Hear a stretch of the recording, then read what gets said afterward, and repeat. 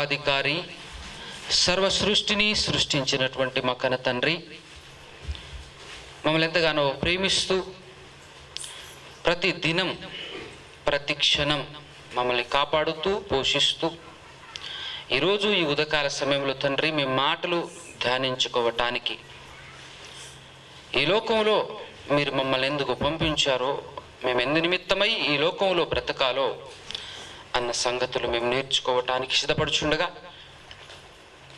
ఆత్మ సహాయమును మాకు అనుగ్రహించి మీరే మా ద్వారా మాట్లాడి మా హృదయాలను తండ్రి కూడా ఉన్నటువంటి మీ పిల్లలు, నా సహోదరులందరి యొక్క హృదయాలను తృప్తిపరిచి వారి యొక్క విశ్వాసమును కట్టుకొనగలటకు సహాయం చేయమని కోరుతూ బ్రతిమాలు కొంచెం చిన్న ప్రార్థనను మీ ప్రియ కుమారుడు, ఈ లోక రక్షకుడు యేసుక్రీస్తు ప్రభుల వారి యొక్క అతి శ్రేష్టమైన పరిశుద్ధమైన నామమున ఈ ప్రార్థన మీకు సమర్పించి అడిగి వేడుకొనుచు బ్రతిమాలు కొనుచున్నాను కన్న తండ్రి, ఆమేన్.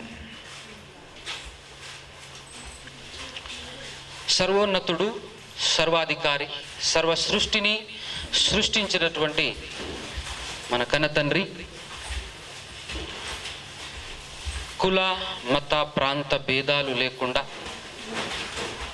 ప్రపంచవ్యాప్తంగా ఉన్నటువంటి మనుషులందరికీ తండ్రి ఉన్నటువంటి ఆ దేవాది దేవునికి, ఆయన కుమారుడు, మన రక్షకుడు, మన కోసం ప్రాణం పెట్టిన యేసుక్రీస్తు ప్రభుల వారి ద్వారా పరిశుద్ధాత్మ సహాయముతో వేవేల స్తుతులు, స్తోత్రములు, కృతజ్ఞతాస్తులు చెల్లించుకొని ఆయన మాటలు వినాలని, ఆయన మాటలు వినటం మాత్రమే కాదు విన్న వాటి ప్రకారంగా బ్రతకాలని నిర్ణయం తీసుకుంటున్నటువంటి వారందరికీ క్రీస్తు పేరట శుభములు, వందనాలు తెలియజేస్తున్నాను. ఈరోజు ఒక ప్రత్యేకమైనటువంటి కూడిక, స్త్రీల కూడిక అని మనం కూడుకోవటం జరిగింది. స్త్రీల కూడిక అనంత మాత్రాన స్త్రీలే రావాలి, పురుషులు రాకూడదు అనేమైనా ఉందా? అలా ఆలోచించుకొని ఒకవేళ రాకపోతే అతను క్రైస్తవుడే కాదు. ఎందుకో తెలుసా? యేసుక్రీస్తు నందు స్త్రీ అయినను పురుషుడైనను దేశభేదమైనను కులభేదమైనను ఏవి లేదు, అందరూ ఏమై ఉన్నారు అని అంటాడంటే, కావాలంటే ఒకసారి గలతీ పత్రిక చదవండి. దేవుడు ఏం చెప్పాడు, ఏం రాయించాడు ఒక్కసారి చూడండి. కొత్త నిబంధన గ్రంథంలో గలతీ పత్రిక 3:27 జాగ్రత్తగా వినాలి. క్రీస్తులోనికి అంటే యేసుక్రీస్తు ప్రభుల వారి యొక్క మరణ పునరుద్ధానానికి సాదృశ్యమైనటువంటి ప్రక్రియ మీరు నీళ్ళల్లోనికి దిగిచేశారా? అదే క్రీస్తు మరణానికిని ఆయన పునరుద్ధానానికిని సాదృశ్యమైనదే బాప్తిస్మం గనక అలా తీసుకున్నటువంటి మీరందరూ ఏం ధరించుకొని ఉన్నారు? క్రీస్తును ధరించుకొని ఉన్నారు అని చెప్తున్నారు. అలా ధరించుకున్నటువంటి మీరందరూ కంటిన్యూషన్. ఇందులో యూదుడని అన్నాడంటే అర్థం ఏంటో తెలుసా?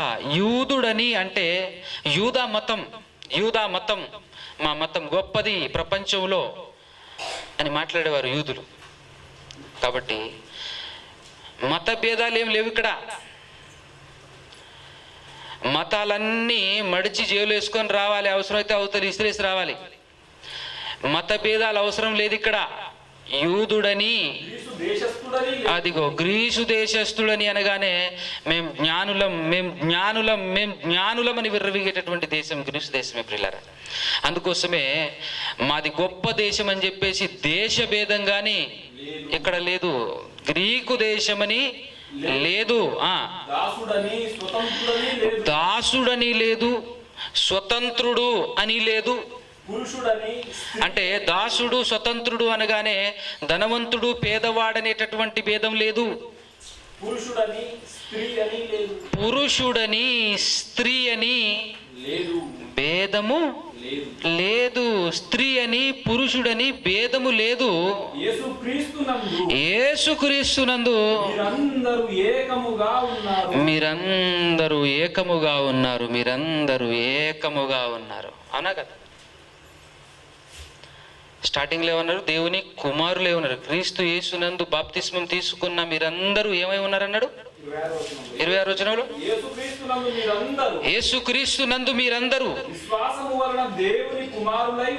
విశ్వాసము వలన దేవుని కుమార్తెలు కుమారులు అన్నాడా? కుమారులై ఉన్నారంతే. ఇక కుమార్తెలు లేరు, మీరందరూ కుమారులే. అర్థమవుతుందా? ఎందుకునంటే క్రైస్తవ్యం వచ్చేసి ఆత్మ సంబంధమైనదే కానీ శరీర సంబంధమైనది కాదు. కాబట్టి ఈ స్త్రీ పురుషుడు అనేటటువంటి భేదం వచ్చేసి కేవలం శరీరానికే ఉంటుంది తప్ప ఆత్మకు ఉండదు. కాబట్టి అందరూ దేవుని కుమారులే, అందరూ దేవుని కుమారులే. స్త్రీ అని కానీ పురుషుడని కానీ భేదం లేదు. ఎక్కువ తక్కువ అనేది ఏమి లేదు కదా. ఖచ్చితంగా స్త్రీల కూడిక అన్నప్పుడు స్త్రీలు మాత్రమే కాదు, పురుషులు కూడా రావాలి. ఎందుకో తెలుసా? వారికి కూడా అర్థమవుతుంది. ఇప్పటి వరకు నమ్మినటువంటి నమ్మకంలో ఏముంటుందో తెలుసా? పురుషులు కూడా ఏమనుకుంటారు తెలుసా? నువ్వు నాకంటే తక్కువ. స్త్రీని ఎలా చూస్తారు? నువ్వు నాకంటే తక్కువ, నాకు లోబడి బ్రతకాలి అంతే. నేను అధికారిని, నేను అధికారం చెలాయించాలి, నోరు మూసుకొని కూర్చో అంటుంటారు కదా. ఎవరు చెప్పారు నీకు నీకంటే స్త్రీ తక్కువ అని? ఎవరు చెప్పారు నీకు? సమాజం చెప్పిందా? సమాజం నేర్పించింది కదా. సమాజంలో ఒక శాస్త్రం ఉంది, మనోధర్మ శాస్త్రం అని. మరి ముఖ్యంగా కేవలం మన భారతదేశంలోనే ఉంటుంది. అది ప్రపంచవ్యాప్తంగా ఎక్కడ దొరకదు. కేవలం మన భారతదేశంలో మాత్రమే కనబడేటటువంటి మనుధర్మ శాస్త్రం అనేది ఒకటి ఉంది. ఆ మనుధర్మ శాస్త్రంలో ఏముంటుందో తెలుసా? స్త్రీ కేవలం ఒక వస్తువుగా చూస్తారు. సంసారానికి పనికొచ్చేది తప్ప మరే ఇతర విషయంలో స్త్రీ ఇన్వాల్వ్ కాకూడదు అనేటటువంటి విధానంలో ఉంటుంది ఆ శాస్త్రం. ఇంట్లోనే ఉండాలి, కేవలం ఇంట్లోనే ఉండాలి, పని చేయాలి, వండి పెట్టాలి, అంతకు మించి ఏం మాట్లాడకూడదు అనేటటువంటి విధానంలో ఉంటుంది. కానీ దేవుడు అలా రాయించలేదు. దేవుడు అలా రాయించకపోయినా కొంతమంది అపార్థం చేసుకొని స్త్రీలు బోధ చేయొద్దని మరికొందరు, స్త్రీలు ప్రార్థన చేయొద్దని మరికొందరు, స్త్రీలు ఎక్కువ మాట్లాడొద్దని మరికొందరు, స్త్రీలు సైలెంట్గా ఉండాలని మరికొందరు. సందర్భాలు అర్థం కాకపోవడం ప్రియులారా, సందర్భాలు అర్థం కాకపోవడం వల్ల, దేవుడు రాయించినటువంటి మాటలు అర్థం కాకపోవడం వల్ల.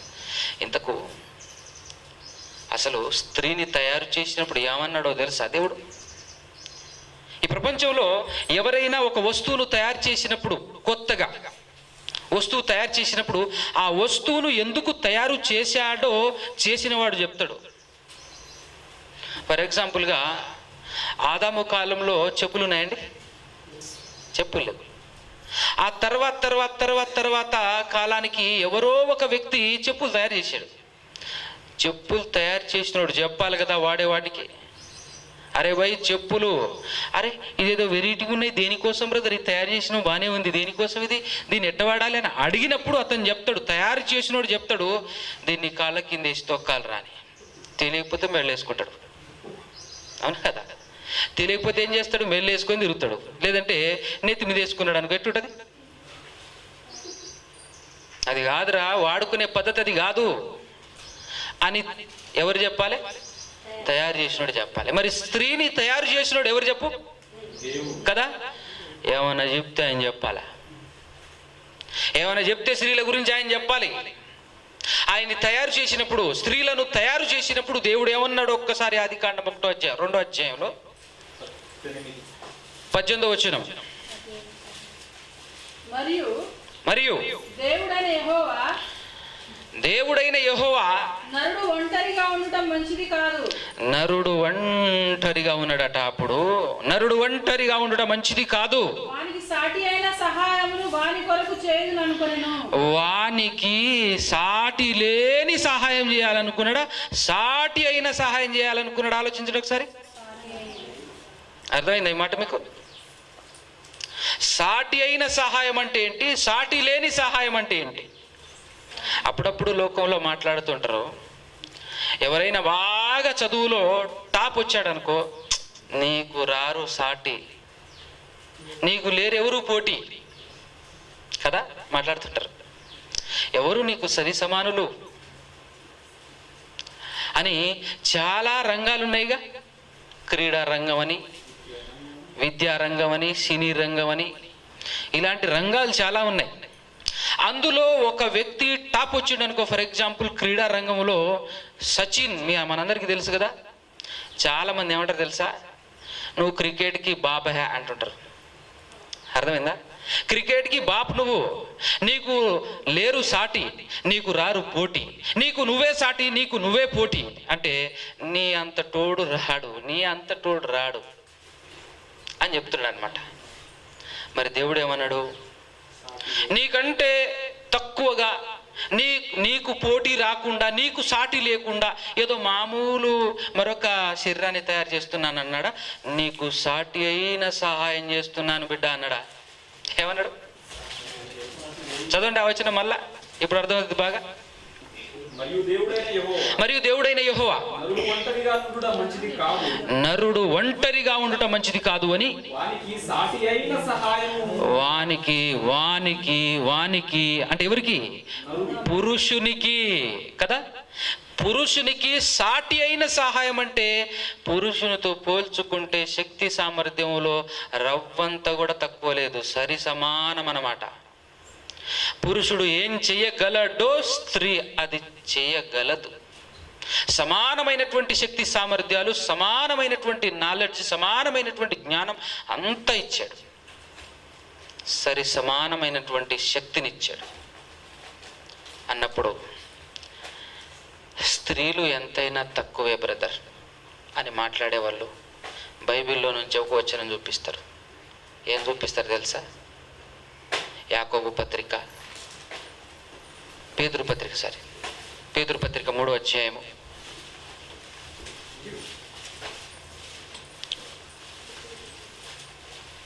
3వ అధ్యాయం ఎన్నో వచనం తమ్ముడు? 7వ వచనం చూడండి. అటువలనే పురుషులారా జీవము అను కృపావరములో మీ భార్యలు మీతో కూడా పాలివారై ఉన్నారని తెలుసుకొని ఎక్కువ బలహీనమైన ఘటమని. మీకు విషయం తెలుసా? ఈ మాట మీకు ఎవరికైనా అర్థమైందా ఇప్పటి వరకు? జీవములో పాలివారట అంటే నిత్య జీవంలో, పరలోకం వెళ్ళటంలో మీ భార్యలు మీతో కూడా పాలివారు అన్నాడు. అంటే భర్త కష్టపడి దేవుని కోసం కష్టపడుతూ ఉన్నప్పుడు అందులో భాగం భార్యకు వస్తుంది. అర్థమవుతుందా?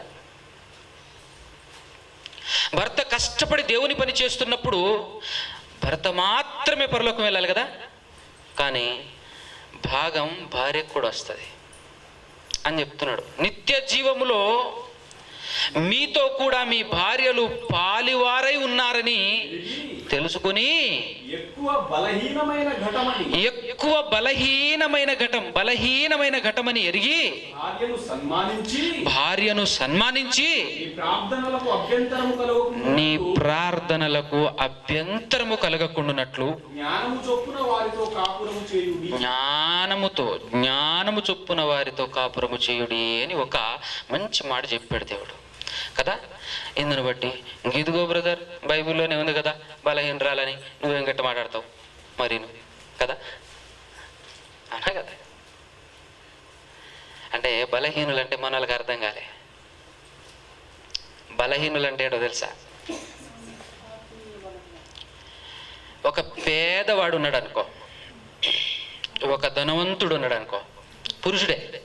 ఇప్పుడు ఈయన పురుషుడే ఆయన పురుషుడే, సమానమైనటువంటి శక్తి సామర్థ్యాలు ఉన్నాయా కదా. పేదవాడి దగ్గరికి వెళ్ళేసి నువ్వు తిట్టు, నువ్వు కొట్టు, నువ్వు దూషించు, నువ్వు ఏమన్నా చెయ్యి, వాడు బాధపడతాడా? అలానే నుంచుంటాడు. అంటే ఇబ్బంది పట్టు. సేమ్ టు సేమ్ ఇవే మాటలు ధనవంతుడితో చెప్పు, ఏమవుతుంది? ఆడు పడిపోతాడా లేదా? పడిపోవటం అంటే ఏంటో తెలుసు కదా మీకు. సత్యంలో నుంచి, న్యాయంలో నుంచి, పవిత్రతలో నుంచి ఒక్క మాటలో చెప్పాలంటే క్రీస్తులో నుంచి తొలగిపోవటం. క్రీస్తులో నుంచి తొలగిపోవటమే బలహీనత. క్రీస్తులో నుంచి పడిపోవటమే బలహీనత.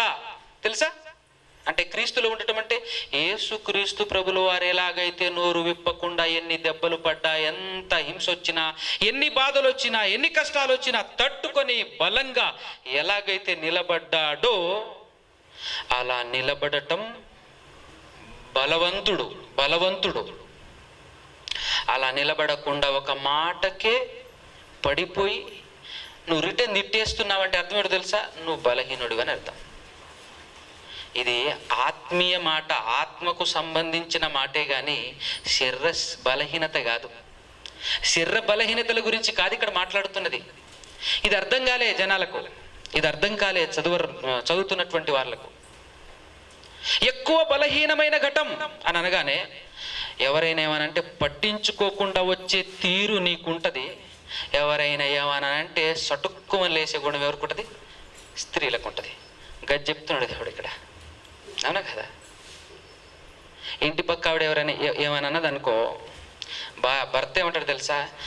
పోనీలే, ఏం కాదులే, పద మనకి ఎంత వెళ్తుంది, పద ఇంటికి పదండి. ఒరేయ్ నువ్వు సౌటవురా, ఆవిడ ఇంత తీసి మాట్లాడుతుంటే సైలెంట్గా ఉంటావురా. రిటర్న్ చూసారా? పడిపోయింది. ఏమైంది? పడిపోయింది. బలహీనత అనేది ఎక్కడుంది అని అంటే ఆత్మీయంగా నిలబడటంలో బలహీనత ఉంది, తట్టుకోవటంలో బలహీనత ఉంది. తట్టుకోలేదు. ఏ మాట అన్నా నోరు మాట్లాడుతూనే ఉంటుంది, నోరు పని నోరు చేస్తూనే ఉంటుంది. కాబట్టి బలహీనత అని ఇక్కడ రాశాడు చూసావా? అది శరీర బలహీనత కాదు, శక్తి లోపం కాదు. నీకున్నటువంటి శక్తి సామర్థ్యాలు ఏవైతే ఉన్నాయో సేమ్ టు సేమ్ స్త్రీకి కూడా ఉంది. ఆ విషయం మర్చిపోకు. కానీ బలహీనత అన్నది ఎక్కడా? అది గ్రహించాలి, అది గమనించాలి. అది గమనించి జ్ఞానము చొప్పున పురుషుడు సంసారం చేసుకోవాలి. ఇది పురుషుడికి తెలియాల్సినటువంటి సీక్రెట్. మీకు కూడా తెలిసిపోతుంది. ఇప్పుడు చదువుతారు కదా, మీరు ఇప్పుడు ఎలా ఉండాలి, మీరు ఏ విధంగా ఉండాలి. పురుషుడు స్త్రీ వారిరువురు వివాహం చేసుకుంటే దేవుడు ఒక మాట అన్నాడు. ఏ మాట అన్నాడు? ఏమన్నాడు? ఒకసారి స్టార్టింగ్లో వారిరువురిని, స్త్రీ పురుషులను, స్త్రీ దేహాన్ని పురుష దేహాన్ని నిర్మించి వారిరువురిని స్త్రీగాను పురుషుడుగాను నిర్మించిన తర్వాత వారిరువురిని ఒక్కటి చేస్తూ వారిరువురిని కలుపుతూ ఒక మాట అంటుంటాడు. చూడండి ఒకసారి 2వ అధ్యాయంలో 24వ వచనం. కాబట్టి పురుషుడు తన తండ్రిని తన తల్లిని విడిచి తన భార్యను హత్తుకొనును. ఈ మాట కేవలం మన ఆదాము గారికి మాత్రమే చెప్పబడింది కాదు ప్రియులారా. ఎందుకంటే ఆదాము గారికి చెప్పబడింది అని అనుకుంటే ఆదాము గారికి తల్లి లేదు అక్కడ. యావత్ ప్రపంచానికి, ప్రపంచం అంతమయ్యేంత వరకు పుట్టబోయేటటువంటి ప్రతి పురుషునికి ప్రతి స్త్రీకి వర్తించేటటువంటి మాట అది. దేవుడు ఒక మాట మాట్లాడాడంటే కేవలం ఒకరికే ఉపయోగపడేటటువంటి మాట మాట్లాడాడు. ఎందుకంటే దేవుడు పక్షపాతి కాదు, ప్రపంచానికి ఉపయోగపడే మాట మాట్లాడతాడు ఆయన. ఒక మాట మాట్లాడాడంటే ప్రపంచానికి ఉపయోగపడాలి. అందుకోసమే ఆయన మాట్లాడినటువంటి ప్రతి మాట రికార్డ్ అయ్యాయి. ఏ ఒక్కటి కూడా వ్యర్థం కాకూడదని ప్రతి మాట రికార్డ్ అయ్యాయి. రికార్డ్ అయినటువంటి ప్రతి మాట స్త్రీకి పురుషునికి అందరికీ మనకి వస్తుంది. ప్రపంచంలో ఉన్నటువంటి ఎవరికైనా అందరికి ఉపయోగపడేటటువంటి మాటలే. కాబట్టి ఏ భేదము లేకుండా మనమందరము బైబిల్ చదువుకొని పరలోకం వెళ్ళాలనేటటువంటి మార్గాన్ని వెతుకుతున్నాం, ఆ మార్గంలో నడుస్తున్నాం. అర్థమవుతుందా? అందుకోసం ఇక్కడ ఏమన్నాడు చూసారా? పేతురు పత్రిక, వారు ఏక శరీరం అన్నాడా? చదివావా? ఏమన్నాడు? వారు ఏక శరీరమై ఉందురు అంటే వారిద్దరు కాదు, ఇప్పుడు ఒక్కరు. వారిద్దరు కారు, ఒక్కరు అని అన్నప్పుడు భర్త ఎందుకు పుట్టాడు, అసలు భర్త ఎందుకు పుట్టాడు, భార్య ఎందుకు పుట్టింది, వారి యొక్క పుట్టుక, ఈ మానవుని యొక్క పుట్టుక మనకు తెలిస్తే భర్త చేసే పనిలో, భర్త పని చేస్తున్నప్పుడు, దేవుని పని చేస్తున్నప్పుడు జీవములో భర్తతో పాటు భార్యకు ఎందుకు పాలిభాగం వస్తుందో అన్న సంగతి మనకు అర్థమవుతుంది. భర్తతో పాటు భార్యకు కూడా భాగం ఎందుకు వస్తుంది జీవములో అనగా పరలోకములో, పరలోకం వెళ్ళేటటువంటి కోణంలో భార్యకు కూడా భాగం ఎందుకు వస్తుంది, ఎందుకు వస్తుంది అనేటటువంటి సంగతి మనకు అర్థమవుతుంది. ఇందాక ఒక ఎగ్జాంపుల్ చెప్పాను చూసారా, ఏ వస్తువైనా తయారు చేసిన వ్యక్తిని అడగాలి ఎందుకు తయారు చేశావు అని కదా, లేకపోతే వాడటం అర్థం కాక చెప్పులు అయితేనే మనకు బాగా సూట్ అవుతుందని చెప్పాను అనమాట. చెప్పుల్ని మెళ్ళేసుకుంటే ఎట్టుంటుంది, ఆ చెప్పుల్ని వాడే పద్ధతి తెలియక దాన్ని నెత్తినేసుకుంటే ఎట్టుంటుంది కదా. మనిషిని తయారు చేసిన దేవుడు ఏం మాట్లాడుతుండో, తయారు చేసిన తర్వాత ఏం మాట్లాడుతుండో ఒక్కసారి 1వ అధ్యాయం ఆదికాండంలో 1వ అధ్యాయం 26, 27 చదవండి. దేవుడు జాగ్రత్తగా అందరూ నీట్గా వినాలి, నీరసమైపోకూడదు, మంచి విషయాలు. నిన్ను తయారు చేసిన దేవుడు నిన్ను ఎందుకు తయారు చేస్తున్నాడో చెప్పాడు, నిన్ను ఎందుకు తయారు చేశాడో చెబుతున్నాడు. అది విన్న తర్వాత మనం అందుకే ఉపయోగపడుతున్నామా, లేకపోతే చెప్పులు కాళ్ళ కింద ఎట్టుకోకుండా నెత్తినేసుకొని తిరుగుతున్నామా అన్న సంగతి మనకు అర్థమవుతుంది. ఇప్పుడు అర్థమవుతుందా? చదువుతాము. దేవుడు తన స్వరూపమందు నరుని సృజించెను, దేవుని స్వరూపమందు వాని సృజించెను. ఎలా సృజించాడు? స్త్రీనిగాను పురుషునిగాను వారిని సృజించెను. అంటే నరులే, ఇద్దరు నరులే, వేరే ఏమైనా పేరు పెట్టాడా? ఇద్దరు నరులే, కాకపోతే స్త్రీగాను పురుషునిగాను నరుణ్ణి నిర్మించాడన్న సంగతి చెప్తున్నాడు. Next continuation. దేవుడు వారిని ఆశీర్వదించాడట. ఎలా అంటే మీరేం చేయాలి? ఫలించి అభివృద్ధి పొంది విస్తరించి భూమిని నిండించి దాన్ని లోబరుచుకోవాలి. భూమిని నిండించాలి, దాన్ని లోబరుచుకోవాలి. సముద్రపు చేపలను ఆకాశ పక్షులను భూమి మీద ప్రాకు ప్రతి జీవిని ఏలాలి మీరు, ఏలుడి అని మీకు దేవుడు వారితో చెప్పెను. తయారు చేసిన వాడు ఎందుకు తయారు చేశాడో, తయారు చేసిన తర్వాత మీ పనేంటో చెబుతున్నాడు. మానవులను, నరులను తయారు చేసిన తర్వాత ఆ నరులకు దేవుడు ఏం పని ఇస్తున్నాడు, తయారు చేసిన వాడు ఇస్తున్న పనేంటి, తయారు చేసినటువంటి వాడు ఇచ్చిన పనేంటి అర్థమవుతుందా? కెమెరా తయారు చేశాము, కెమెరా తయారు చేసిన తర్వాత కెమెరా దేనికి వాడాలి? కరెక్ట్గా రికార్డింగ్ కోసం వాడాలా, అంతే కదా? లేకపోతే బాల్ టైపులో ఎగిరేసుకుంటూ వాడాలా? దేన్ని ఎలా వాడాలో అలా వాడాలి. ఎందుకు తయారు చేయబడిందో అందుకు వాడాలి. చొక్కా పాయింట్ ఎందుకు తయారు చేయబడింది? శరీరాన్ని కప్పుకోవటానికి తయారు చేయబడింది, ధరించడానికి తయారు చేయబడింది. నీకు తెలియకపోతే షర్ట్ కింద పాయింట్ పైకి వేసుకుని గట్టుంటది, షర్ట్ కింద వేసుకొని పాయింట్ పైన వేసుకుంటే ఎట్టుంటది? చూసేవాళ్ళు ఏమంటారు? కుట్టినోడు ఏమంటాడు? రేయ్ రారా అంటాడు. ఏమైందన్న అంటే, ఇట్లా నర తొడుక్కునేది, ఇలా నర తొడుక్కునేది, తీ తీ అని చెప్పేసి తీపించి అది కింద వేసుకో, ఇది పైన వేసుకో, అవునా కదా? ఈరోజు మీరందరూ లోకంలో బ్రతుకుతున్నప్పుడు దేవుని గురించి తెలుసుకోకుండా, అసలు దేవుడు ఎందుకు పుట్టించాడో, ఎందుకు ఏ పని చేయమన్నాడో తెలియకుండా అడ్డగోలుగా మీరు బ్రతుకుతున్నప్పుడు, అక్క ఇట్ట నేను బతికేది, అక్క ఏం బతుకుతున్నావు, ఇట్ట నేను బతికేది, రే ఎలా కాదు బతికేది, మార్చుకో అన్నప్పుడు మార్చుకునే విధానంలో ఉన్నాం మనం, మార్చుకుంటాం మనం. గీడేవాడు బాయ్ గ్యానించి వచ్చి మనల్ని చెప్తున్నాడు, నన్ను చూస్తే మా భర్తే గజ్జ గజ్జ గజ్జ వణుకుతాడు, గీయా నుంచి వచ్చి మాట్లాడుతున్నాయి రై అనుకుంటారా లేదా? అలాంటి స్థితే కదా ప్రస్తుత ప్రపంచంలో ఉన్నది, ప్రస్తుత జనరేషన్లో నడుస్తుంది అదే కదా. లోబడే తత్వం ఉందా? మాట వినే తీరుందా?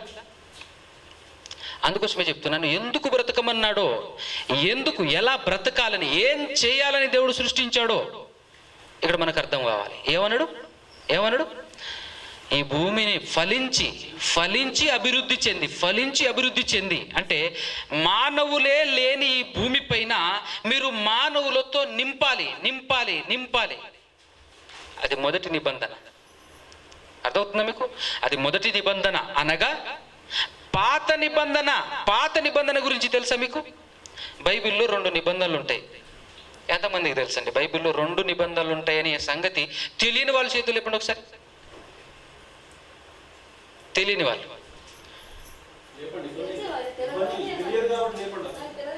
మనం ఇక్కడికి వచ్చింది సిగ్గుపట్టడానికి కాదు, నేర్చుకోవటానికి. రైట్. బైబిల్లో 2 నిబంధనలు ఉంటాయి. ఒకటి పాత నిబంధన, ఒకటి కొత్త నిబంధన. పాత నిబంధన శరీర సంబంధమైనది అన్న సంగతి తెలుసు కదా. పాత నిబంధన వచ్చేసి శరీర సంబంధమైనది, కొత్త నిబంధన వచ్చేసి ఆత్మ సంబంధమైనది. అందుకోసమే పాత నిబంధనలో దేవుడు ఏం చెప్తున్నాడంటే, నువ్వు ఫలించి అభివృద్ధి చెందు అంటే దాని అర్థం ఏంటో తెలుసా? మానవులను శరీర రూపంగా, శరీరానుసారులుగా భూమిని నిర్మించాలి అన్నది దేవుని కాన్సెప్ట్. అదే కొత్త నిబంధన వచ్చేసి ఇప్పుడు మనం ఉన్నది కొత్త నిబంధనలోనే కదా. మనం కొత్త నిబంధన క్రింద ఉన్నాం కదా. అంటే క్రీస్తు ద్వారా వచ్చింది కొత్త నిబంధన, మోషే ద్వారా వచ్చింది పాత నిబంధన. అయితే క్రీస్తు ద్వారా వచ్చినటువంటి కొత్త నిబంధన అండర్లో మనం బ్రతుకుతున్నాం గనక కొత్త నిబంధన దేనికి సంబంధించింది? ఆత్మకు సంబంధించినది. అవునా కదా? కొత్త నిబంధన ఆత్మకు సంబంధించినది. మరి ఆత్మకు సంబంధించినప్పుడు గలతీ పత్రికలో ఈ ఆత్మకు సంబంధించినటువంటి వారిని కూడా ఏం చెప్పాడో తెలుసా? ఫలించి అభివృద్ధి చెందండి అని మరలా అక్కడ చెప్పాడు. ఒక్కసారి ఎలా ఫలించాలో, ఆ ఫలాలేంటో ఒక్కసారి గలతీ పత్రిక 5వ అధ్యాయంలో చూడండి. 22వ వచనం. గలతీలకు రాసినటువంటి పత్రిక 5వ అధ్యాయం 22వ వచనం చూడాలి మీరు. ఇందాకలా శరీర ఫలం ఏంటంటే మనం చూసాం. శరీర ఫలం ఏంటంటే అనేక శరీరాలు నిర్మింపబడాలి ఇక్కడ ప్రపంచంలో పాత నిబంధన గ్రంథం ప్రకారంగా. ఎందుకంటే ఒక్కడే ఉన్నారు కదా. ఎవరున్నారు? ఆదాము ఒక్కడే ఉన్నాడు కదా. ఆదాము జీవించు ప్రాణి ఆయను అని అంటాడు మొదటి కొరింథీ పత్రిక 15వ అధ్యాయంలో. అర్థమవుతుందా? అక్కడ ఒకసారి చూడండి మీరు. మళ్ళీ ఇక్కడికి వద్దాం, అది చూసుకొని వద్దాం. కొరింథీ పత్రిక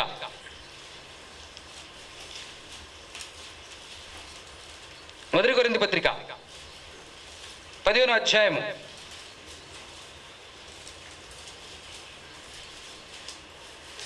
44వ వచనం.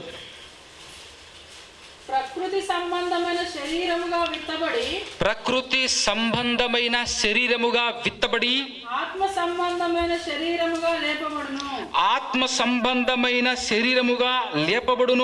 ప్రకృతి సంబంధమైన శరీరము ఉన్నది గనుక అంటే ప్రకృతి సంబంధమైన శరీరం ఏంటో తెలుసా? ఇదే కనిపిస్తున్నది. ఇదే ప్రకృతి సంబంధమైన శరీరం ఉన్నది కనుక ఆత్మ సంబంధమైన శరీరము కూడా ఉన్నది అని అంటే, ఆత్మ సంబంధమైన శరీరం లేకపోతే శరీర సంబంధమైన శరీరం దేనికి పనికిరాదు. ప్రకృతి సంబంధమైన శరీరం దేనికి పనికిరాదు. అదే యేసుక్రీస్తు ప్రభువుల వారు వచ్చి చెప్పినటువంటి మాట. యేసుక్రీస్తు ప్రభువుల వారి ద్వారా తెలిసినటువంటి మాట ఏంటో తెలుసా? ఆత్మయే జీవింపజేయుచున్నది, శరీరం కేవలం నిష్ప్రయోజనం నాన్న అన్నాడు. శరీరం కేవలం నిష్ప్రయోజనం అని ఎందుకన్నాడు తెలుసా? నీలో ఉన్న ఆత్మ కాస్త బయటికి వెళ్ళిన తర్వాత శరీరం బడి ఉంటుంది. ఉంచుకుంటావా ఒక్కరోజు ఉంచుకుంటావా? మీ అబ్బాయే ఉంచుకుంటావా? మీ ఆయనే ఉంచుతావా ఒకరోజు? ఎంత కావలసిన వాడైనా, నువ్వు ఎంత ప్రేమించిన వాడైనా ఒకరోజు చాలా ఎక్కువ కదా. ప్లీజ్ తీసుకెళ్ళండి, ఎమర్జెన్సీగా తీసుకెళ్ళండి. ఏం చేయాలా? ఆడ నమ్మకు రావాలా? పనికి వస్తుంది, ఎవరు కొంటారా? ఏం చేయాలంటే దూరంగా వెళ్ళి పారేసిరండి అంటాడు. దగ్గర వద్దా? అమ్మో దగ్గర అసలు వద్దు, దూరంగా వెళ్ళి పారేసి రావాలి. మళ్ళీ వీలైతే పొట్టు కూడా కనపడకుండా కాల్చేసిరండి. లేకపోతే భారీ లోతున తోవేసి లోపట పూడ్చేసి చేసిరండి. అమ్మ చూసారా ఎట్లుంటుందో? అది పరిస్థితి. అందుకోసమే దేనికి పనికి రాదురా అంటున్నాడు దేవుడు. నిష్ప్రయోజనమైనది శరీరము, ప్రకృతి సంబంధమైన శరీరం. ఈ ప్రకృతి సంబంధమైనటువంటి ఈ శరీరంలో ఆత్మ సంబంధమైన శరీరం ఉన్నది కనుకనే ఇది నిలబడుతుంది. కంటిన్యూషన్ చదువు. ఇందు విషయమై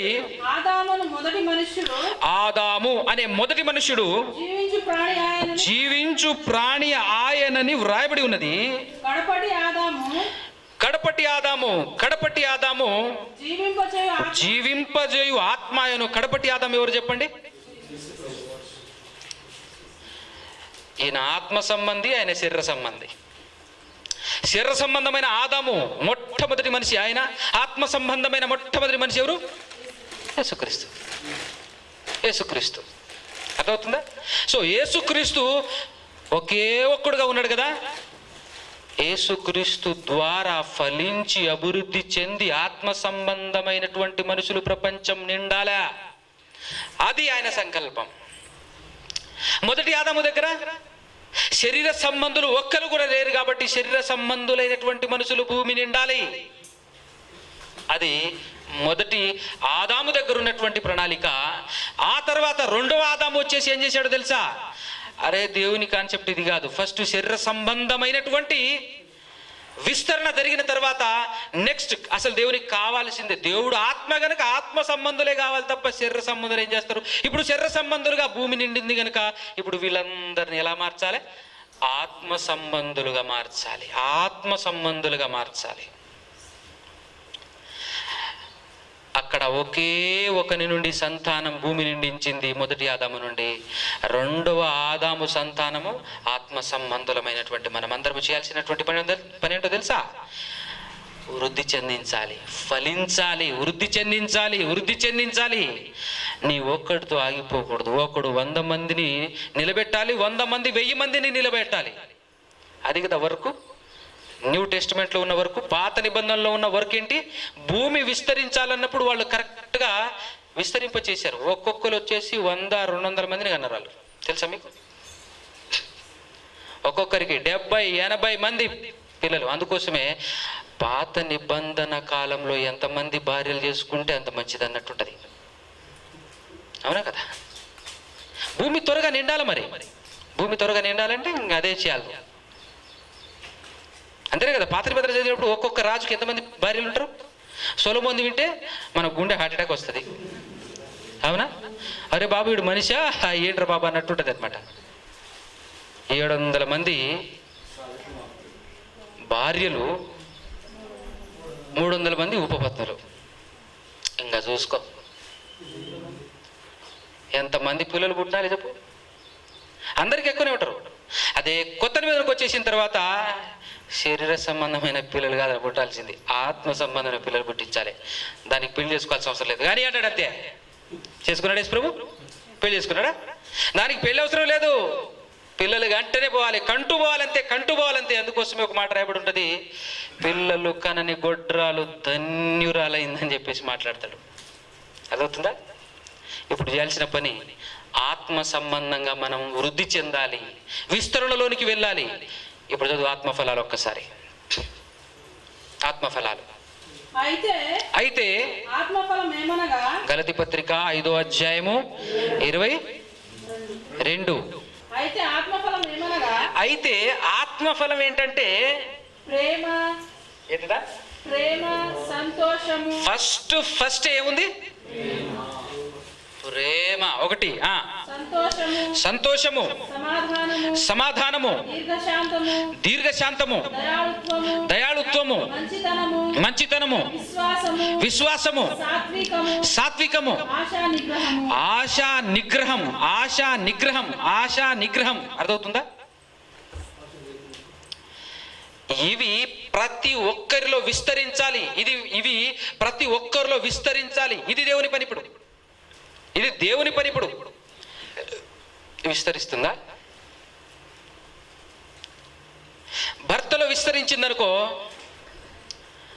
భర్తలో ఉన్న ఈ లక్షణాలు, ఈ ఆత్మఫలాలు ఏవైతే ఉన్నాయో వాటన్నింటినీ ఇంటికి వెళ్ళంగానే భార్యలు అనేవారు ఏం చేస్తారు తెలుసా? తుంచవతలు ఇస్తేస్తారు. ఏం చేస్తారు? తుంచవతలు ఇస్తేస్తారు. అంతే. అమ్మా, ఆశా నిగ్రహం కలిగి బతుకుతావా నువ్వు? ఏందది ఆశ నిగ్రహం అంటే ఏంటో తెలుసా? ఆశ నిగ్రహం అంటే ఏంటో తెలుసా? ఉన్న దానితో తృప్తి పడటం, లేని దాని కోసం లేని దాని వాటి కోసం ఆశపడకుండా ఉండటం. అందుకోసం యేసుక్రీస్తు అంటాడు, నా దగ్గరికి వచ్చినటువంటి వాళ్ళందరికీ నేనేమిస్తానన్నాడు? జీవజలం ఇస్తానన్నాడు. జీవజలం ఇస్తానన్నాడు. అది తాగిన వాడికట దాహం ఉండదట, ఆకలి ఉండదట, దప్పిక ఉండదట. అదేది ఆకలి ఉండదట, దప్పిక ఉండదట. ఒకసారి ఆ మాట చూడండి, యోహాను సువార్తలో 6వ అధ్యాయంలో మంచి మాట. యోహాను సువార్త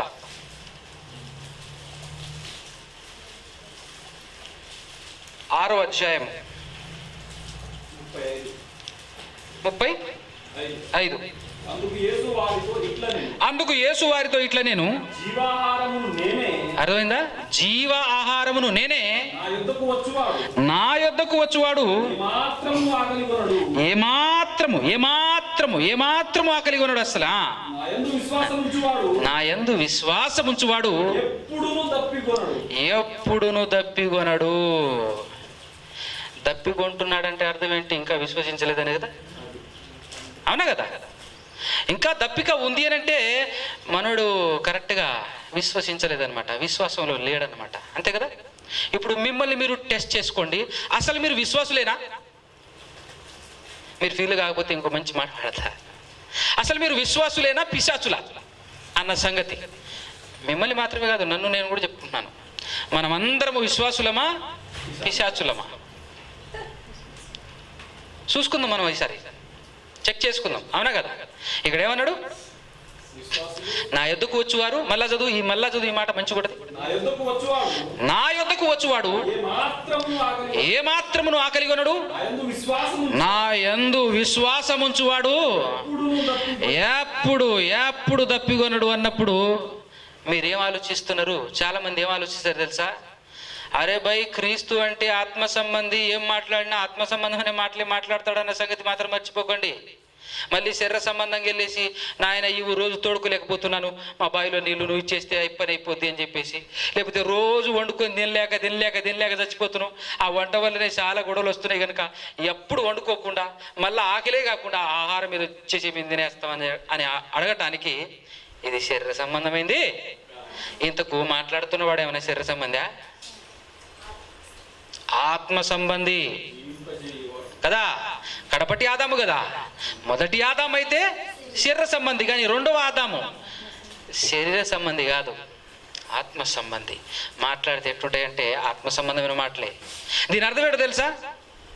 యేసుక్రీస్తు దగ్గరికి వచ్చేసిన తర్వాత, యేసుక్రీస్తును నమ్ముకున్న తర్వాత, జీవజలము లాంటి ఆయన వాక్యము విన్న తర్వాత హృదయం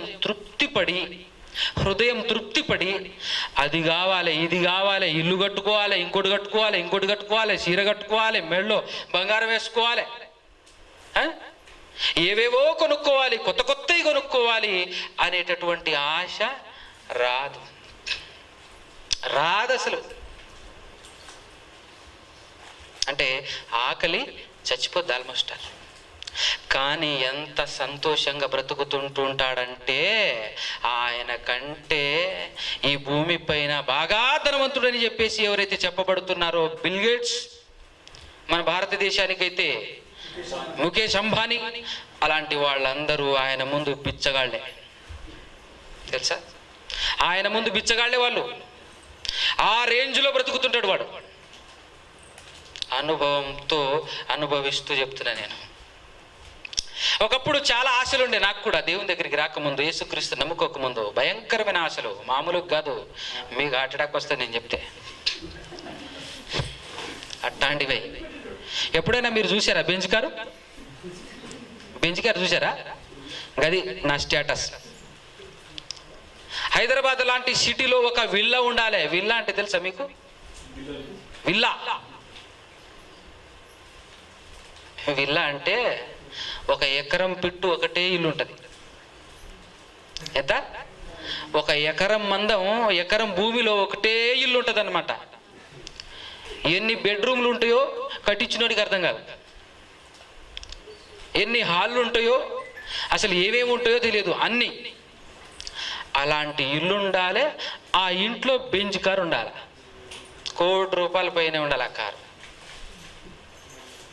అది నా టార్గెట్ అనమాట. అందుకోసమే ఇంజనీరింగ్ చదివిన అమ్మాయిని పెళ్లి చేసుకున్నా. ఎందుకంటే 2 చేతులతో సంపాదించవచ్చుగా. నాకు 1 లక్ష, ఆవిడకు 1 లక్ష, నెలకు 2 లక్షలు, సంవత్సరానికి 24 లక్షలు. బా, ఏమన్నా సంపద అది. మరి వీళ్ళ కాకపోతే ఏం కొనుక్కుంటారు? అవునా కదా? అలాంటి రేంజ్, ఆ విధమైనటువంటి ఆలోచనలు కలిగిన నేను ఈరోజు రూపాయల జేబులో సిల్లు కావలేదు. అయినా కూడా ఫుల్ ఎంజాయ్ అనమాట. బిందాస్. ఎవడు సరిపోడు నా కింద. ఆ రేంజ్లో బతుకుతుంటా నేను. ఏమీ లేదు. కట్టుకోవటానికి బట్ట. నాకు చాలామంది సహోదరులు ఉన్నారు, చాలామంది తల్లిదండ్రులు ఉన్నారు. చాలామంది తల్లిదండ్రులు అనగానే మీరు మళ్ళీ శరీర సంబంధంగా వెళ్ళి అపార్థం చేసుకోకూడదు. ఆత్మ సంబంధమైన మాటలు మాట్లాడుతున్నాను అన్న సంగతి గ్రహించి గమనించి అర్థం చేసుకుంటే ఉత్తమం. అవునా కదా? చాలామంది ఉన్నారు.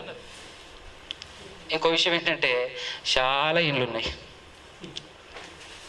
అవునా కదా? ఇక్కడ వచ్చినటువంటి మీ అందరి ఇండ్లు నా ఇల్లు కాదా? మీ ఇంటికి వస్తే బయట దోసేస్తావు, బెడ్ నువ్వు కింద పడుకొని, అంతేనే కదా?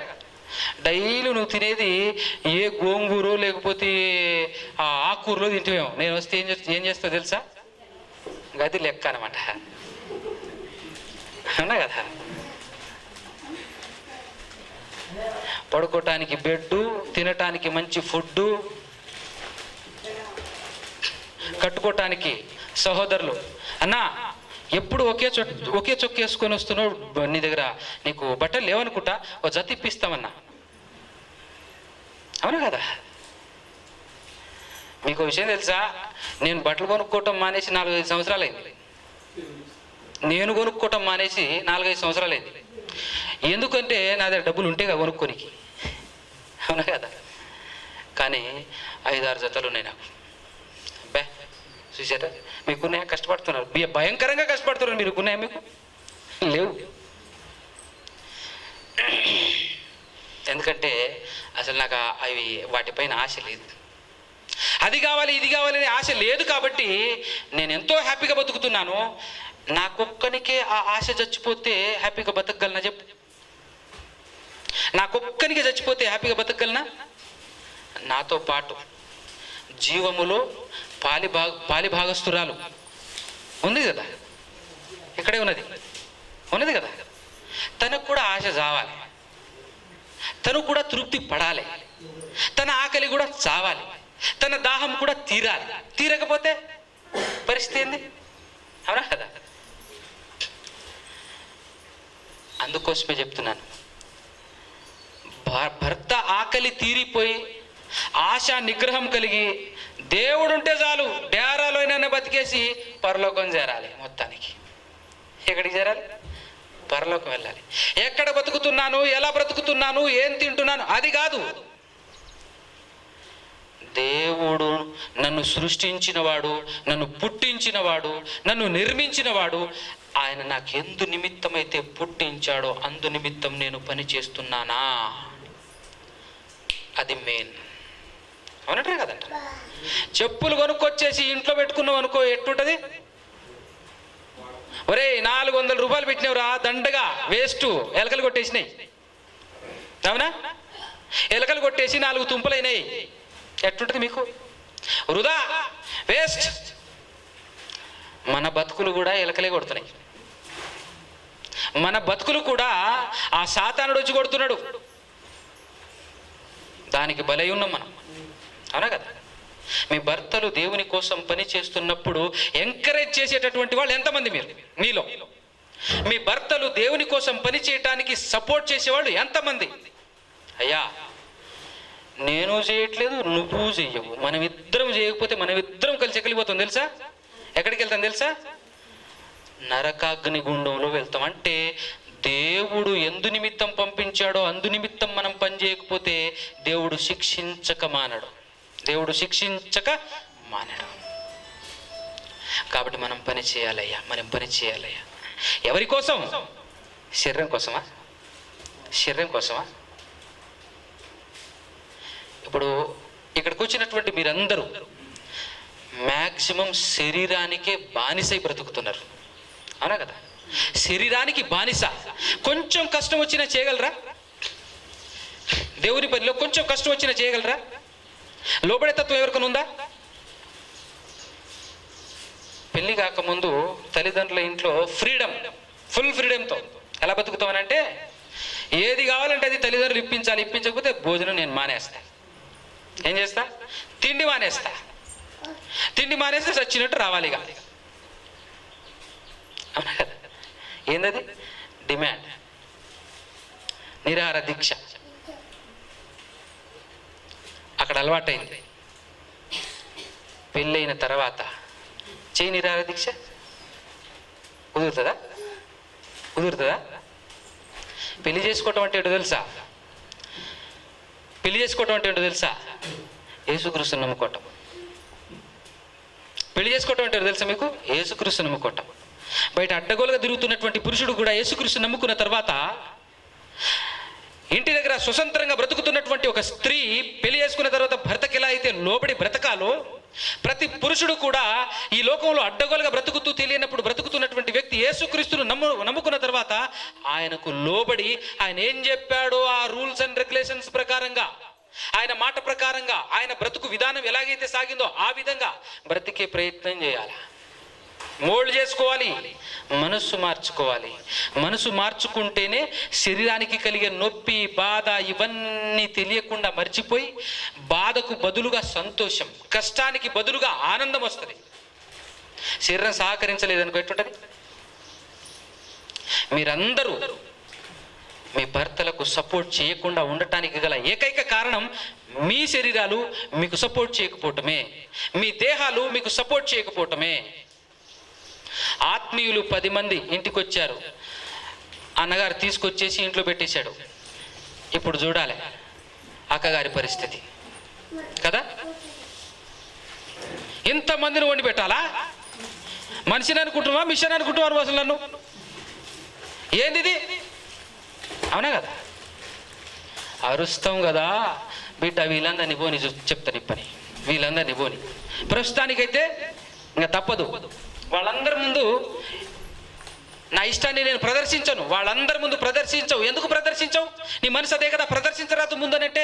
వాళ్ళ ముందు వీళ్ళని కాకూడదు. నేను వాళ్ళ ముందు చాలా మంచి ఆవిడ లెక్క కాసేపు కెమెరా ముందు బయట ఉన్నటువంటి వాళ్ళు నటించినట్టు నేను ఇక్కడ వాళ్ళ ముందు నటించాలి. అవునంటారా కాదంటారు పిల్లలు? కాసేపు నటించాలి. ఎంతమంది నటించారు? ఎంతమంది నటిస్తున్నారు? మనల్ని మనం పరీక్షించుకుందాం. వాళ్ళు వెళ్ళిపోయిన తర్వాత ఉంటుంది చివాట్లిగా. భర్త బుద్ధి కలిగినోడు ఉన్నాడు అనుకో, జ్ఞానం కలిగి సంసారం చేసుకునేవాడు ఉన్నాడు అనుకో, లైట్ తీసుకొని అట్లా కాదులే, ఎప్పుడు వస్తారా ఏంది, ఎప్పుడోసారి వచ్చారు, ఎందుకు ఇట్లా కంగారు పడతావు నువ్వు? ఒకటేసారి కదా, మళ్ళీ తీసుకురానులే, మళ్ళీ ఎప్పుడు రారులే, ఎందుకు ఇట్లా మాట్లాడతావు నువ్వు? చెప్పు, మళ్ళీ ఇంకోసారి వస్తే చెప్పు, నేను తీసుకురానులే, ఏదో ఒకటి చెప్పుకొని అటెంటే కంట్రోల్ చేసుకుంటాలే అని చెప్పేసి మామూలుగా సర్ది చెప్పుకుంటాడు. జ్ఞానం లేనాడు అనుకో, అటు చూస్తాడు. అంతేనా? అటు చూస్తాడు. ఏం జరిగితే చూస్తే ఏం దొరికితే దాంతో బయ్య వాస్తాడు. లేరు అట్టాడు, లేరు ఫుల్లుగా. ఏమైంది అంటే నీ నోరు అడిగింది. ఏమడిగింది? దేవుడు చెప్తుంటాడు, మూర్ఖుని నాలుకాట దెబ్బలు కావాలి, దెబ్బలు కావాలి, దెబ్బలు కావాలి అని కేకలేస్తుందట.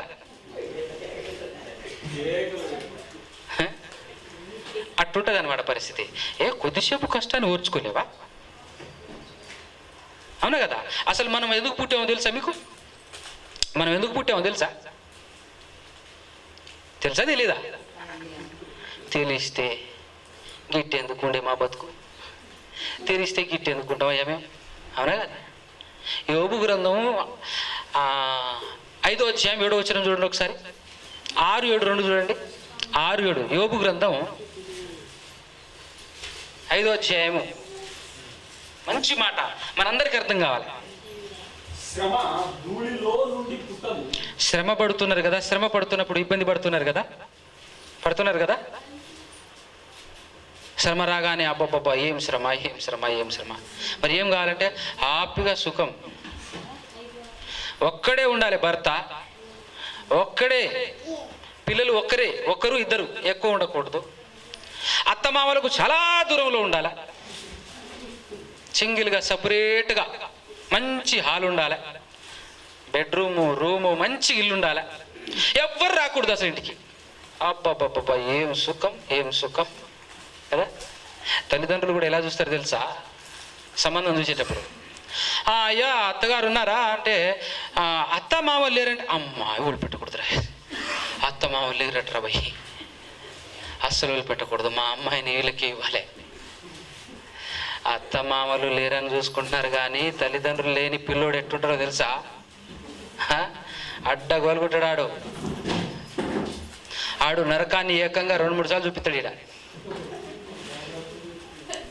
అట్టుంటది పరిస్థితి. అవునా కదా? అత్త పెద్దావిడ, మనకంటే వయసులో పెద్దావిడ, అనుభవంలో పెద్దావిడ. అవునా కదా? తల్లి అని అనుకునే మసులు ఎంత బాగుంటుంది కదా, ఎంత బాగుంటుంది. నువ్వు ఎప్పుడైతే వెరైటీగా ఆలోచిస్తావో అప్పుడే సమస్యలన్నీ వస్తాయి, బాధలన్నీ వస్తాయి. మా అమ్మే కదా అని అనుకో. మీ అమ్మ మంచాన పడితే నువ్వేం చేస్తావు? అమ్మ కొట్టలే, అమ్మ తిట్టలే, అమ్మ తిడితే పడతాం, ఈవిడ తిడితే పడతాం. ఈవిడెవరు? అమ్మ కదా. అత్తమ్మా అని పిలుస్తాం కదా మనం. ఏమొస్తుంది? అత్తమ్మా అట, అమ్మ కదా. నువ్వు మీ భర్త ఇద్దరు ఒక్కరైనప్పుడు తన తల్లిదండ్రులు ఏంది, నీ తల్లిదండ్రులు ఏంది? ఇవన్నీ మీరు ఆలోచించుకొని జ్ఞానం తెచ్చుకోవాలి. ఎప్పుడు కూడా మీ వాళ్ళు మా వాళ్ళు అని మాట్లాడొద్దు. మీ వాళ్ళు మా వాళ్ళు ఏంది? మనోళ్ళు. ఎవరొచ్చినా, భర్త అయినా సరే, తల్లిదండ్రులు, ఎవరి తల్లిదండ్రులు? భార్యకు ఉన్నటువంటి తల్లిదండ్రులకు ఎలా చూడాలి తెలుసా? సొంత తల్లిదండ్రులనే చూడాలి. ఏం జరిగినా కూడా చూసుకోగలగాలి, భరించగలగాలి. అది క్రైస్తవ్యం. లోకంలో అయితే నీ ఇష్టం వచ్చినట్టు ఊరేవు, నరకానికి పోతావు. కాబట్టి క్రైస్తవ్యంలో మాత్రం నువ్వు ఖచ్చితంగా ఏం చేయాలి? భరించాలి. బాధ వచ్చినప్పుడు విడిచిపెట్టకూడదు. బాధ వచ్చేసి నీ ఒళ్ళు, నీ శరీరం సహకరించినప్పుడే ఏమొస్తుంది? బాధ వస్తుంది. అంతేగాని బాధ వచ్చేసి ధూళిలో నుంచి రాదు. ఏమన్నాడు అక్కడ? బాధ ధూళిలో నుంచి రాదు, శ్రమ ధూళిలో నుండి పుట్టదు. బాధ ఏమైనా చెట్లు మొలిసినట్టు భూమిలో నుంచి మొలుస్తాయింది అని మాట్లాడుతుంది దేవుడు. చూసా? నెక్స్ట్ మాట చూడు. నిప్పు రవ్వలు పైకి ఎగురున్నట్లు నరులు శ్రమ అనుభవం కోసం, శ్రమను అనుభవపూర్వకంగా తెలుసుకోవటం కోసమే పుడుతున్నారు. నరులు ఎందుకు పుడుతున్నారట? అరే బాబా, నువ్వు పుట్టిందే శ్రమానుభవానికి రా. నువ్వు పుట్టిందే శ్రమను అనుభవించడానికి. మనం పుట్టిందే శ్రమను అనుభవించడానికి, కానీ శ్రమే వద్దని అనుకుంటేటది. అవునా కదా? చెప్పులు నువ్వు ఎందుకురా కొన్నావనంటే వేసుకోవటానికి, చెప్పులు కొని ఇంట్లో దాచిపెట్టుకోవటానికి కాదు. అవునా కదా? జ్ఞానవంతుడు ఎవడు ఇంట్లో దాచిపెట్టుకోడు చెప్పులు కొనుక్కున్న తర్వాత. మరి నువ్వు పుట్టావు, పుట్టిన తర్వాత ఈ శరీరాన్ని వాడుకోవటం కోసమే ఇచ్చాడు. ఈ శరీరం ఎలాంటిదో తెలుసా? నువ్వు వాడినా వాడకపోయినా పాడైపోద్ది, వాడినా వాడకపోయినా ముసలిది అవుతుంది. అవుతుందా లేదా? ఐస్ క్రీమ్ లాంటిది అనమాట. డబ్బాలో నుంచి బయటకు వచ్చిన ఐస్ క్రీమ్ చేతులు పట్టుకొని చూస్తున్నావు అనుకో, అర్ధ గంటలో ఏమవుతుంది? కదా. అలా చూస్తూ దాన్ని మొత్తం కరగదీసేసి నేలపాలు చేయటం కన్నా నాకటం బెటర్ కదా. అదే కదా. ఎలాంటిదంటే నాకినా కరుగుతుంది, నాకకపోయినా కరుగుతుంది అన్నప్పుడు ఏది ఉత్తమం? అంతే కదా, అంతే కదా. మరి మన శరీరం వాడినా ముసలిదవుతుంది, వాడకపోయినా ముసలిదవుతుంది అన్నప్పుడు ఏది ఉత్తమం? వాడాలి దాన్ని. ఇంకా విచిత్రం ఏంటంటే వాడితేనే స్ట్రాంగ్ ఉంటుంది, వాడకపోతేనే మొత్తం అన్ని రోగాలు వచ్చేస్తుంటాయి. వాడితేనే స్ట్రాంగ్ ఉంటుంది. లోకంలో ఉన్న వాళ్ళు ఏం చేస్తారు తెలుసా? పని పాట లేనప్పుడు తల్లిదండ్రులు బాగా సంపాదించి పెడతారు, అప్పుడు పిల్లలు ఏం చేస్తారు తెలుసా?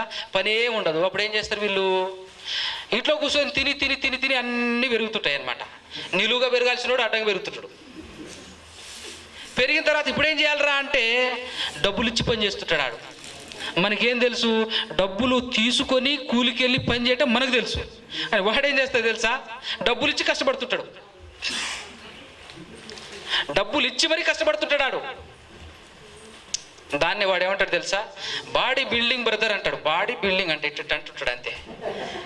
ఏం బిల్డింగ్? బాడీ బిల్డింగ్ అంట. ఎక్కడికి పోతున్నావు బ్రదర్ అంటే జిమ్ము.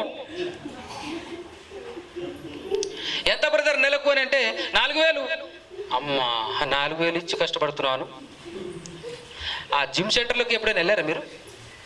ఒక్కొక్కడు చెమటలు కక్కుతుంటారండి భయంకరంగా. అసలు ఆ ఒంటి మీద వేసుకున్నటువంటి ఏ షర్ట్ అయినా టీ షర్ట్ అయినా ఫుల్గా తడిసిపోద్ది. అవునా? డబ్బులు ఇచ్చి కష్టపడుతున్నారు వాళ్ళు. మనం ఇంకా బెటర్ కదా, మనం కష్టపడితే డబ్బులు ఇస్తారు. బెస్ట్ పొజిషన్లో ఉన్నాం మనం. దీనికోసం కూడా నువ్వు వెనకడుగు వేస్తే ఎట్ట చెప్పు? కష్టపడాలి, పని చేయాలి. శ్రమ అనుభవానికే నువ్వు పుట్టావు, శ్రమ అనుభవానికే నువ్వు పుట్టావన్న సంగతిని మాత్రం అసలు మర్చిపోకూడదు. మీరు దాచుకోకూడదు ఈ ఒళ్ళుని. మన మాట వినేటట్టుగా దీన్ని లోబరుచుకుంటే పరలోకం వెళ్తాం. ఎందుకు పుట్టాం మనం? శ్రమ అనుభవించడానికి కదా. శ్రమ అనుభవించడానికి అని పుట్టి పారిపోతే ఎట్టుంటది? ఐటీ బాంబుల నుంచి వాక్యం వినటానికి వచ్చి ఇక్కడ లోపల కూర్చోకుండా బయట తిరిగితే ఎట్టుంటది? అట్లనే ఉంటుంది అనమాట. ఏ పని చేయటానికి నిలబడ్డో ఆ పని పర్ఫెక్ట్గా చేయి. ఈ రోజులలో క్రైస్తవులు మంచి ఒక పాట పాడుకుంటుంటారు. అట్టయింది మరి బతుకు, ఏం చేద్దాం? అట్లాంటి పాట పాడుకోవాల్సిన బతుకు ఏంటో తెలుసా? ఈ శరీరం వాళ్ళ మాట అస్సలు వినదు. రేయ్ మంచి దుస్తులు కావాలరా అంటది. వెళ్ళి తల్లిదండ్రులు కొనుక్కొచ్చారనుకో, ఇవి నాకు నచ్చలేదు, ఏం చేయాలి? కాస్ట్లీవి కావాలి, మళ్ళా పట్టుకెళ్ళటం. ఈ శరీరం మన మాట వింటది అనుకుంటారా? వినదు. నేటి కాలంలో క్రైస్తవుల మాట అసలు వినదు. అస్సలు వినకపోవటంతో ఏమీ చేయలేక ఏమీ వల్లపడక, ఓ దేహమా నా శరీరమా నీకిది న్యాయమా, నీకిది ధర్మమా, ఓ దేహమా నా శరీరమా నీకిది న్యాయమా, నీకిది ధర్మమా, నన్ను చెరుపుటే నీ ధ్యేయమా, నన్ను భక్షించుటే నీకానందమా, నన్ను చెరుపుటే నీ ధ్యేయమా, నన్ను భక్షించుటే నీకానందమా. గతి లేక ఏమీ చేయలేక నిన్ను ఎట్టా పడితే అట్టా శరీరం వాడుతుంది. నువ్వంటే ఎవరు తెలుసా? ఆత్మవి నాయన, ఆత్మవి. అది నిన్ను ఎట్ట పడితే అట్టు వాడుతుంటే నువ్వు పాట పాడుతున్నావు. ఇది నేటి కాలపు క్రైస్తవ్యం, అవునా కదా? ఆత్మకు ఆహారం కొరకు తిరుగుచున్న వేళలలో ఎన్నో వాటితో నన్ను కదలకుండగట్టేసినావు. ఆత్మకు ఆహారం కొరకు తిరుగుచున్న వేళలలో ఎన్నో వాటితో నన్ను కదలకుండగట్టేసినావు అని చెప్పి కొంచెమైన జాలి నాపై చూపకుండా, ఓ కొంచెమైన జాలి నాపై చూపకుండా వింత వింత విందులలో విస్తరించినావు. నువ్వు వింత వింత విందులలో ఉత్సహించినావు. నన్ను ఎండబెట్టావు, నువ్వేం చేసినావు? ఉత్సహిస్తున్నావు కదా. ఇది మన బతుకు, నేటి కాలపు క్రైస్తవుల బతుకుది. బతిలాడుతున్నారు, నీకు దండం పెడితే కాస్త వాటిన కదా. మళ్ళీ ఏం చేస్తా తెలుసా, అది కన్నులలో కెమెరా, కన్నులలో నీ కెమెరా పాపాన్నే చూస్తూ ఉన్నది. ఊరకుండక మనసే నన్ను ప్రేరేపిస్తూ ఉన్నది. కన్నులలో నా కెమెరా పక్కింటోల్నే చూపిస్తున్నది. అవునా కదా. స్త్రీలు ఏం చేస్తారు, అమ్మా ఎంత కైసిరా, అమ్మా మస్తుంది తెలుసా, నేను కూడా కొనుక్కోవాలి, మా ఆయన సాయంత్రం వస్తాడు కదా. చూసినది చేసేదాకా వదలనన్నది, ఓ చూసినది చేసేదాకా వదలనన్నది. చేసిన వెంటనే నిందిస్తూ ఉన్నది, చేసిన వెంటనే నిందిస్తూ ఉన్నది. మనమైతే ఏం పడుకోవాలి తెలుసా, చేసిన వెంటనే తన్నిస్తూ ఉన్నది అనాలి. ఎందుకో తెలుసా, అది కావాలి ఇది కావాలి, ఏమి ఇప్పిస్తున్నావు నువ్వు, ఎప్పుడైనా ఏమైనా ఇప్పించినవా నీ ముఖానికి? పక్కింటోళ్ళు చూడు, ఎదురింటోళ్ళు చూడు, వాళ్ళు చూడు ఎట్టి ఇల్లు కట్టుకున్నారో, నీ ముఖానికి ఇల్లు ఉందా, డేరా కట్టుకున్నావు నువ్వు అని చెప్పేసి అన్నప్పుడు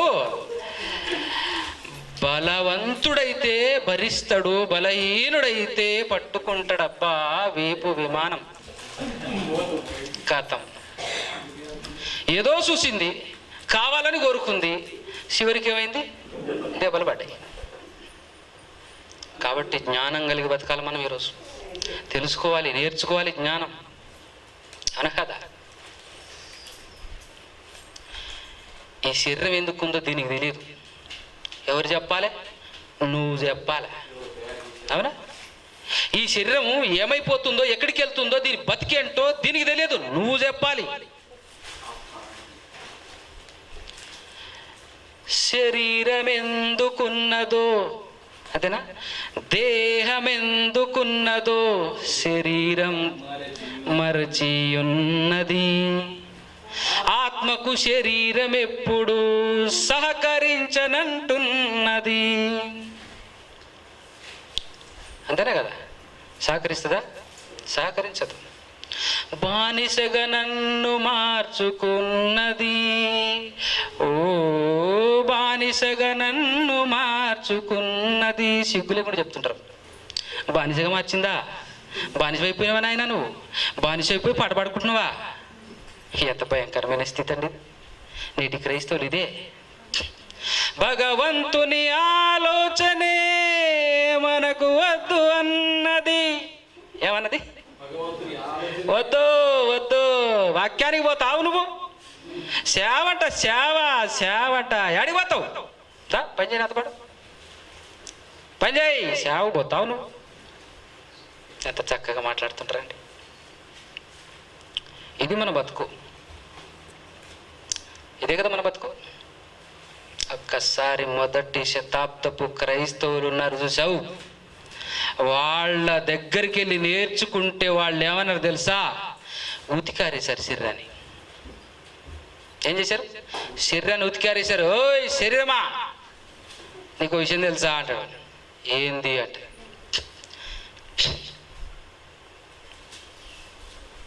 అల్పకాలము పాపభోగము అనుభవించుట న్యాయమా, మరణించగానే పరమునకు నువ్వు చేరుట ప్రాముఖ్యమా.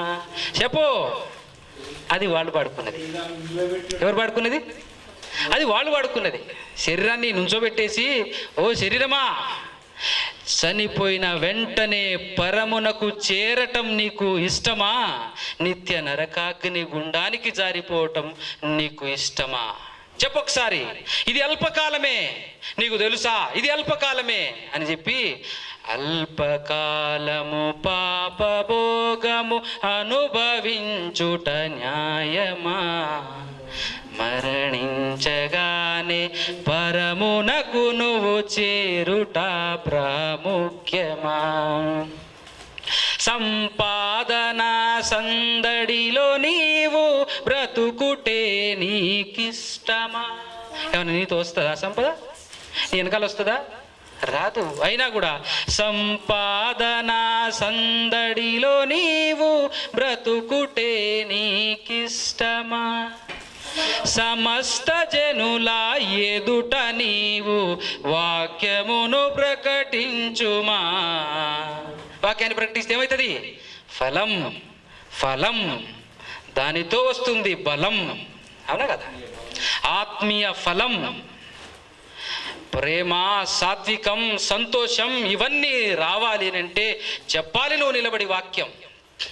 చెప్పాలి నువ్వు నిలబడి వాక్యం. దానికోసం నువ్వు రెడీ అవ్వాలి, మీ భర్తను రెడీ చేయాలి.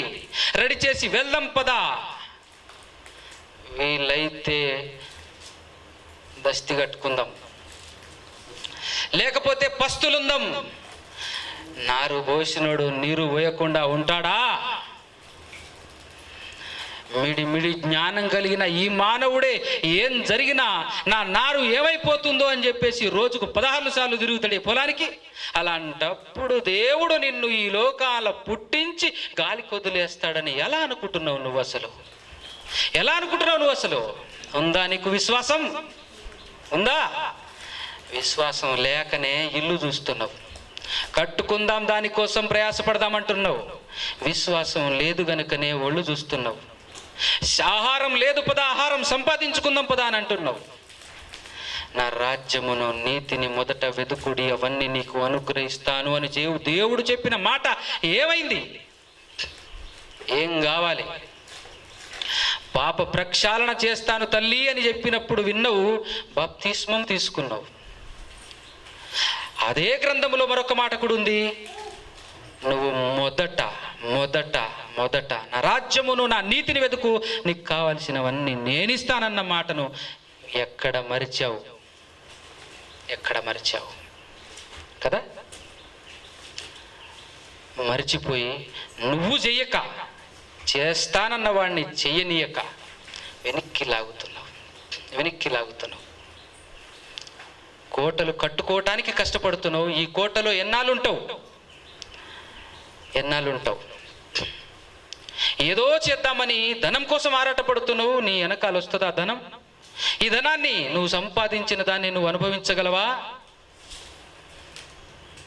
యేసుప్రభు అంటాడు, పేదోళ్ళని మీరయ్య ధన్యులు మీరు అంటాడు. మీరయ్య ధన్యులు అంటారు. ఎందుకో తెలుసా?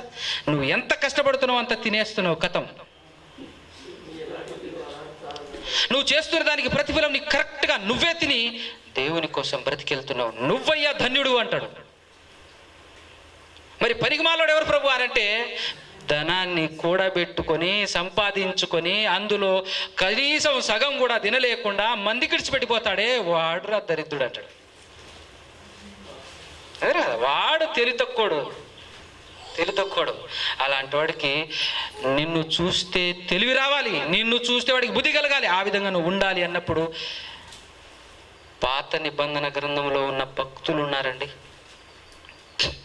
డ్యారా కట్టుకొని, గుడారాలు కట్టుకొని 200 సంవత్సరాలు బతుకుతారు వాళ్ళు. 100, 150, 120 సంవత్సరాలు బ్రతికారు. డ్యారాలు బ్రతికారు. 60 సంవత్సరాలు గట్టిగా గ్యారెంటీ లేదు. దానికి కూడా ఏమంటారు తెలుసా? ఇదే ఇల్లు ఉందామా, ఈ రేకులు ఇంచని ఇట్లనే ఉంచుతావా, ఇల్లు కట్టవా, ఇక ఇట్లనే బతుకుతావా, ఇక మీ పక్కింటోడు చూడు ఎట్టున్నాడు, ఆ డాబా చూడు ఎట్టుందో, ఆ డాబాను చూసైనా నీకు సిగ్గు రావాలి అంటది. అవునా కదా?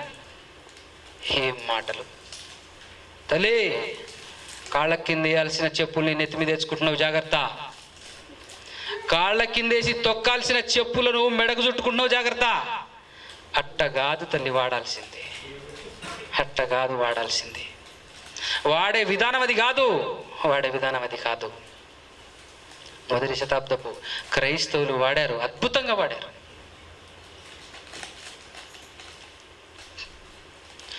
అపోస్తలు శ్రమ అనుభవించి క్రీస్తుతో నడిచారు. వాళ్ళు క్రీస్తుతో నడిచారు, క్రీస్తును వెంటాడిరి.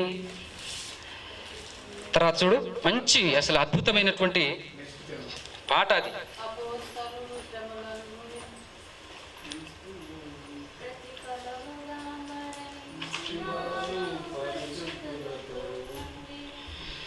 అపోస్తలు శ్రమ అనుభవించి క్రీస్తును వెంటాడిరి, ప్రతిఫలముగా మరణించి వారు పరిశుద్ధులతో ఉండిరి.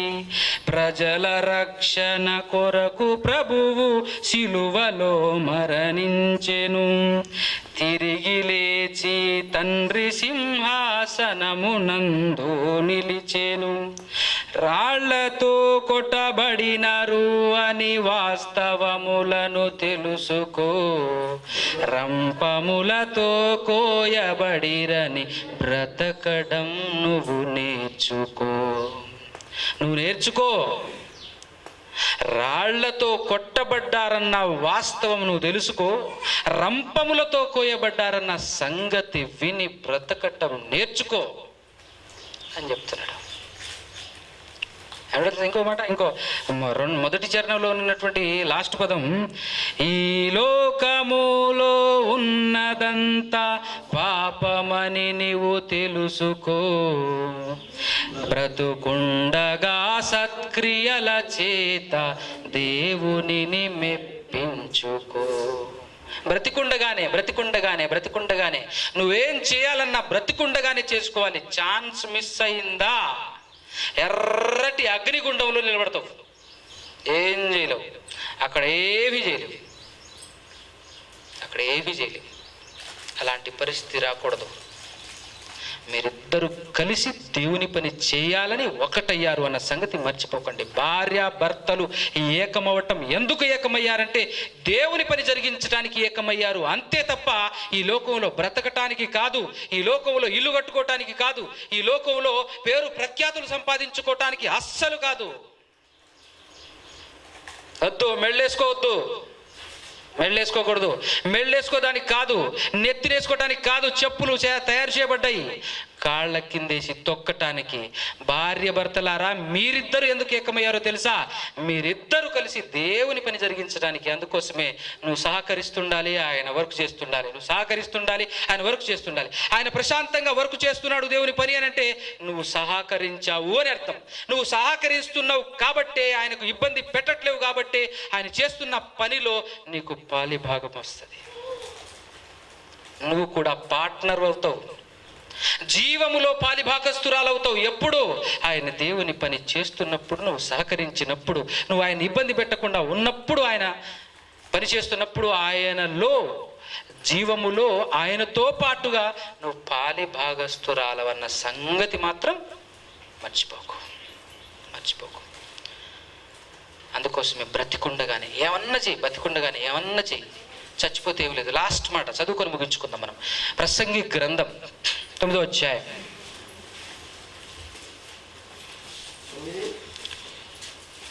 10వ వచనం అనుకుంటా చూడు.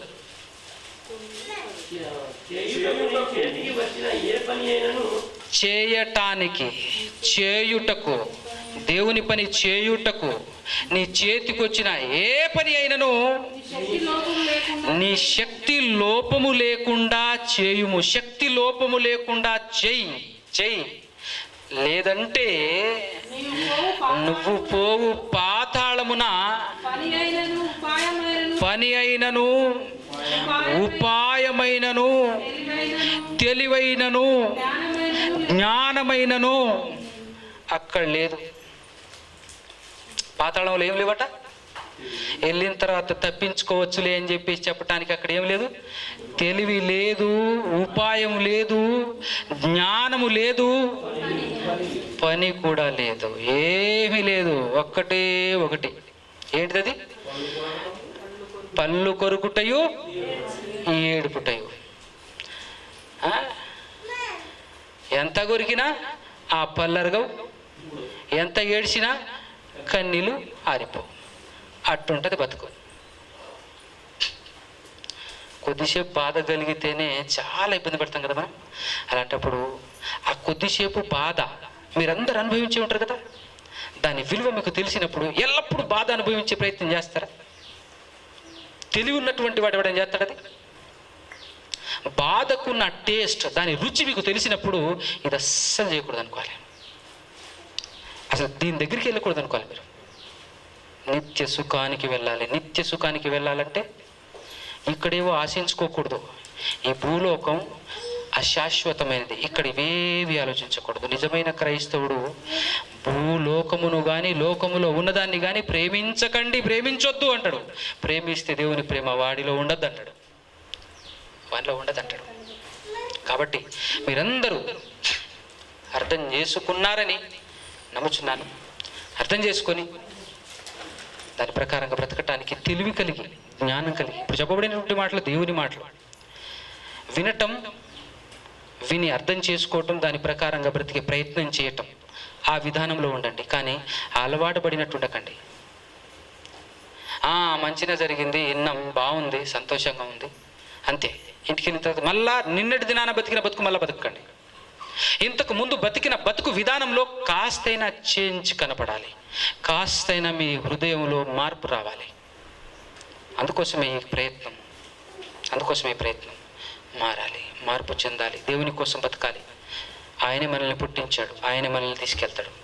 ఆయన కోసం బతకపోతే దండగా మన బతుకు బతికే కాదు అసలు. కాబట్టి ఆయన కోసం బతకటమే బతుకు. చీర కొన్నది కట్టుకుంటేనే విలువ, లేకపోతే లేదు. అవునా కదా?